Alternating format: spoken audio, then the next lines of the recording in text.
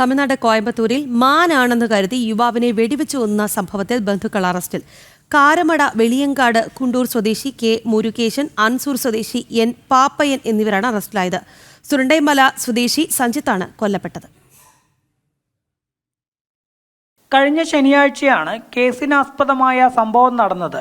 ശനിയാഴ്ച രാത്രി കാരമട ഫോറസ്റ്റ് റേഞ്ചിൽ പില്ലൂർ അണക്കെട്ടിന് സമീപമുള്ള അത്തിക്കടവ് വനത്തിലേക്ക് മാൻവേട്ടയ്ക്കായി കാരമട വെള്ളിയങ്കാട് കുണ്ടൂർ സ്വദേശി കെ മുരുകേശൻ, അൻസൂർ സ്വദേശി എൻ പാപ്പയ്യൻ, സുരണ്ടമലൈ സ്വദേശി സഞ്ജിത്ത് എന്നിവർ പ്രവേശിക്കുകയായിരുന്നു. മദ്യലഹരിയിലായിരുന്ന മൂവർ സംഘത്തിന്റെ കയ്യിൽ നാടൻ തോക്കുകളും ഉണ്ടായിരുന്നു.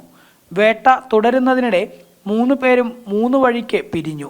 ഇതിനിടെ പച്ചിലകൾ അനങ്ങുന്ന ശബ്ദം കേട്ട് മാനാണെന്ന് തെറ്റിദ്ധരിച്ച് പാപ്പയ്യൻ സഞ്ജിത്തിന് നേരെ വെടിയുതിർക്കുകയായിരുന്നു.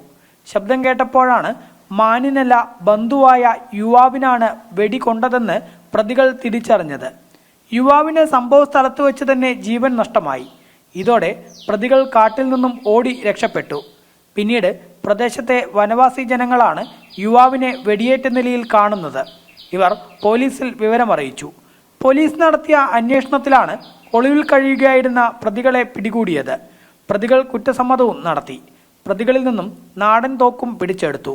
കോടതിയിൽ ഹാജരാക്കിയ പ്രതികളെ റിമാൻഡ് ചെയ്തു. ജനം, പാലക്കാട്.